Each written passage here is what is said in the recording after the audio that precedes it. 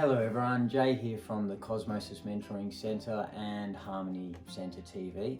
I'm here again with my friend Paddy McBain, who is a fellow student and mentor of the CMC.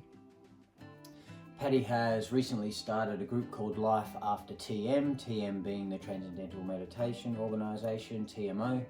She spent 20 years in that organisation, was a teacher in that organisation and left TM 20 years ago and has been working with Michael King and the CMC ever since.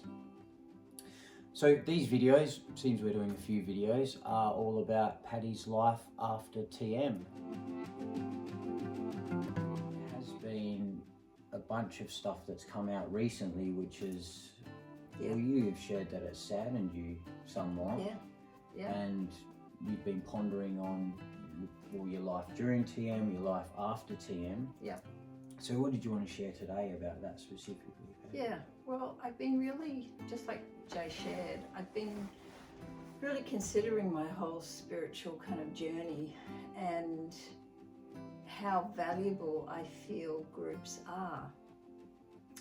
And the role of students and teachers are really so important in that, because we're all learning and growing, and some are a few steps ahead and some are a few steps behind in certain areas, but we're kind of all in the same boat in so many ways. And so I just feel we all need to really raise the bar and find ways to do this thing better, because I feel that as I said, I feel that groups are really important. So I really want to just look at the role of teachers and the role of students and today. And how groups are needed, really. And groups are needed. On the journey, like you're saying, we need people that are a couple of steps ahead of us. We do. To turn back and to help us, because they've already walked the journey. They know the pitfalls that we're going to face. Absolutely. Not to do it for us, and to clear any of that superiority, inferiority thing, which can happen so much. If the negative ego, the negative aspects of the ego aren't looked at, and mentors, therapists, coaches, whatever it is, move into more of a position of power or leadership, that can, if there's not psychological clarity, start going to the head, and then all of this stuff can play out. And I believe that's how corruption and abuse can occur, and we've seen it in so many spiritual groups. And I find it really sad because groups are important for our own growth for the reasons that you just shared. We don't want to throw the baby out with the bathwater here. We want to just clean up the bathwater, you know, and move forward kind of fresh and more committed to all those wonderful foundations and principles that all spiritual groups seem to have. There's so much corruption and abuse everywhere on the planet, and that's not okay anyway. But for spiritual groups to be engaging that, it's really not okay when spiritual groups are meant to be representing a higher way of expression and living. That's kind of not okay. But again, it's understandable if it is. Our baggage and our stuff isn't really being looked at honestly and genuinely cleared through. And that's been my personal experience. It's been my personal experience, and it's been my experience, in groups. And I've been around spiritual groups a lot, working in them after TM, working in different organizations as well. And gosh, when I reflect on my own experience, when I first started, I really wasn't able to and willing to confront my own stuff, my own faulty beliefs and fears, and I was really hiding behind a wall of spirituality. I reckon this happens to many. So we need to get in there and do more psychological clearing work and energetic clearing work to really clear out faulty fear-based programs and patterns, and that will provide a much firmer, solid foundation, and to be open to do that ongoing, because there's always ways we can be better. There's always ways that we can step up and be more receptive to spiritual energy, really, to clear the pathway for that. And Jay mentioned this idea about, from my own experience, what can happen when there's these issues that haven't been looked at and cleared and acknowledged and dealt with and healed and all that.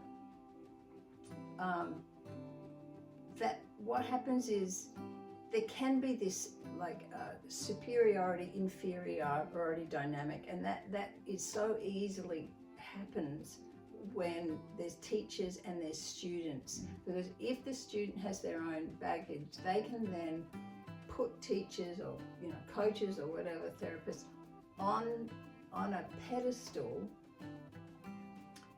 knowingly and unknowingly, consciously, unconsciously can do that, because they're coming from this place of less than. And teachers can kind of do the same. In fact, the dynamics in both can be very similar and switch. But that, I feel, breeds, when it's not addressed, breeds a kind of easy path for people to move into being self-aggrandizing, can move into even Messiah kind of complex. And on the other side of that scale, that imbalanced scale, unhealthy kind of scale, it can move into just kind of worthlessness. And then that kind of breeds this lack of discernment, inability to make clear, kind of wise, loving choices. And so the whole thing, I feel, needs to be looked at and considered. It's not like, finger pointing, it's this, or it's, the teacher, or it's the student. I think there's really, students, or we could even say believers in something, seekers, can be really, a bit, what's the word? Pathological believers? Pathological. They can be pathological. I was pathological. I'm clearing out pathological, in me. And I believe leaders or teachers can be too, if they are not doing the work ongoing, the work of being clearing out these character flaws and tendencies and things that have probably come from some kind of wounding along the way. So, so we're all in the same boat. We all need to do better. And then some people are steps ahead. And the ones that are steps ahead have even more responsibility, I feel. 100%. To hold the bar high. Yeah. And I guess that's really the gist of what I wanted to share today. And that I just feel really fortunate that I did end up, for all these years now, working with Michael and the CMC, where the emphasis is on spiritual development and the wonder of that. However, it's really been hammered in. So great to have that focus on ethics and clearing out your own baggage that can get in the way of such wonderful things that can happen and unfold. And I just feel so grateful for that. And it's been at times it's been pretty hard going for me, because I had a lot of patterns that just hadn't been addressed. I'd been hiding behind stuff. So that's ongoing. And I'm just really grateful for that. I'm really grateful. It reminds me, Patty, when you were sharing there, it reminds me when I first started to wake up when in my late teens, early 20s, and I just was drawn to meditation straight away. It was just my soul history, whatever it was. I just started to wake up. I'm like, oh, I've got to meditate. And I hadn't actually thought of this until you was talking about it. And I started meditating, and I loved it because I felt so great when I was meditating. I felt those higher bodies and those spiritual currents, and I loved that. And then when I stopped meditating, there's a lot to love with that. Yeah. Yeah.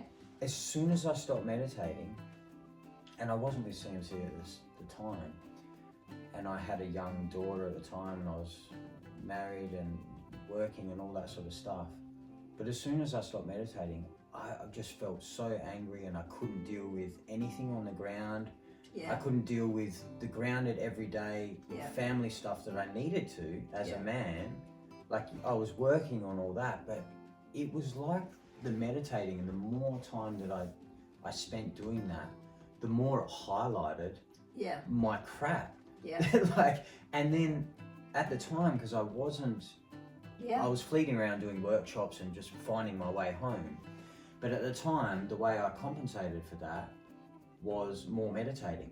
Yeah. And it became, and I didn't know this until afterwards, that it became a real addiction to me. Like, I was driving home from work and I couldn't wait to get on the couch to bliss out. And then I'd hear my partner and that coming home, and all the stuff would just start coming up. Right. Just couldn't deal with it. Yeah. So it was. Well, I can relate to that. I mean, that was my experience too, and I found it really confusing because I just didn't know. I didn't really know what to do with that. And what am I doing wrong? Did you have that? Yeah. I was like, oh, I mustn't be meditating enough, or I'm doing something wrong because it's just I can't deal with this. Yeah, and I think we can be in avoidance of that. We can just be above that, or we can be right in it, where we're just so aware of this kind of this split happening, Yeah. And then it becomes kind of an addiction to try to keep coping and to keep all those things separate. Yeah. When really we need to be bringing them together and spiritualizing Yes. the stuff, the issues, whatever it is, relationship, whatever else. And that's key. And if we're doing that and we give up on that idea of meditating and doing a lot of different spiritual practices to keep it away, then what can also happen, and I reckon happens a lot too, is we'll pick up some other addiction. Mm-hmm. And it can be lots of things, shopping, whatever, drugs, all kinds of stuff. And so, we don't want to be spiritually addicted. That's not healthy. We've got to get in there and really get the real stuff happening. Yeah, it's integration. It's integration. That integrated mastery and not denying the human parts, which has been such a popular thing to do in the history on the planet, has been perpetuating that split, really. And judging all the so human much parts. of the human stuff and making it bad. And it's not bad. We're here to live a human experience, and really, it's like, from my experience, is really about, absolutely, that's so important to touch in, activate, and understand ourselves as that spiritual being, as spirit, as the radiant soul. And it's about really bringing that here so that can express through the human vehicle. Yeah. That can't happen while this is full of baggage. Yeah. And full of stuff and full of fear. It's like, well, I ain't gonna touch into that. Yeah. It's like, if you've got a filthy home, understandably, it's like, I'm not gonna live in that. Yeah. And I love that. I don't know where it's come from, but I love this example of what we're doing is making self safe host for spirit. Yeah. Making self safe host is all about clearing the emotional baggage. Well, that's what religions have shared. And the mental stuff, the soul baggage, all of that, it's clearing all that stuff out. So more of that which you truly are can take up residence here. Yeah. For the spirit self that we are, that we're touching into in meditation, can actually really take up residence and take possession of this vehicle. And so I remember was being so confused. And I was young at the time, so confused, knowing something was up, but just not having the tools and resources to deal with it. And what has been gifted through the CMC for me is that zero judgment for starters on any of the stuff, but really going towards it. And there's a bunch of tools and resources that we use here which really help us move through any baggage on whatever level it is, and to really clear out what we call the 4-body system: physical, emotional, mental, soul, body. We call that the 4-body system. And so it's not an issue anymore for me, but I was bloody struggling because it was just so much, and I would judge myself so much for being angry or for not being able to deal with it. It's like, oh, I should be more loving, I should be this, but it was just all so confusing. And so I too am very grateful for all the teachings, and for Michael, for Seg and Amy, and everyone involved with the CMC, and for the tools provided here, so that I can integrate that more spiritual aspect of myself here and live a grounded and integrated life. Big thing is, it's been shared that it's living an ordinary life in an extraordinary way. It's not about self-aggrandizing and all of this sort of stuff. It's being in the world but not of the world, because here's where all the issues are, guys. Down here we can't really change the world or have a positive, loving, uplifting, healing influence on our environment, on this world, if we're not here and present, and we can't interface with people because we're so spiritual and we're up here and we're not really grounded and present. And also, when you're sharing there about not throwing the baby out with the bathwater, and it's like, groups are important and really needed. We need people ahead of us to help us again, because they know the pitfalls and they can see what we're and we need going to to guide go for. people who are also kind of stepping up and looking at it and considering it, wanting to integrate more themselves. And it's really seeking, and they know there's more. So everybody needs help with that. The lone wolf thing is, groups are important, and to have that support, it's important to have the mentors, the coaches, and I feel the group support, because it can be hard going facing all this stuff like you were sharing. It's hard going. We're facing fears and baggage and pain, abuse, trauma, whatever it is. Stuff we've judged hard. All that's what it is, isn't it? Stuff that we've judged hard on our journey as souls living here on planet Earth. It's been tough. It's a tough school. It hasn't all been about enlightenment and love. So we've all got baggage, and that's tough. And having the group love and support other like-hearted ones and people ahead of us that know what we're going to go through and are going through the same thing as well, peers, it would be very, very difficult not to have that, because there's this love and support, and I've got you and you've got me, and there's all of that stuff, or your head's up your bum, that could be pointed out as well. So really, really important to have that, the group, spiritual groups. It's and it's, let's raise the bar with it. Because the corruption, abuse, the self-aggrandizement and all of that stuff is just being born out of all that stuff not being looked at. And I get it. It's like, oh, people are coming to me and I've got all this great stuff to share, and they're looking up to me, these students, and I get that the human and the lower parts, if there's low self-worth and we haven't worked on our self-esteem, of course we're going to get puffed up with it. And if we haven't done enough energy clearing work, we could talk about that in another time, I reckon, too, because I think that's a whole nother topic. The energetic hygiene stuff. That's huge. So it's not so much about, great teachers these days. It's really, and I've heard it said before, it's about great spirits, and that means all of us taking responsibility and just doing better, because we know, in our heart of hearts, we do know that it's just so valuable what really motivates and drives us so much in spiritual groups. Yes. So yeah, it's something really close to my heart, all this. I want everyone to really, not everyone, doesn't resonate for everyone, but you know, for anyone for whom it resonates, to really let's all work together. Yeah. Let's work together and make it better.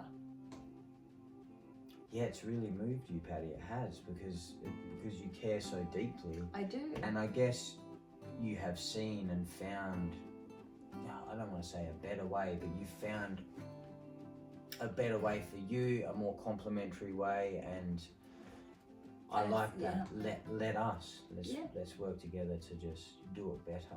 Do it better. Awesome, guys. So we have another couple of videos, which the links will be up on this video or in the blurb somewhere, which you can check out. Also, Patty's Facebook page, Life After TM, with the details for that will be somewhere around on this video as well. And there's an event coming up in August, is it? In Perth, yeah. In Perth, there's also an event where we will be sharing more of this stuff. We'd love to see you there. And lots of love, guys. We'll see you on the next video.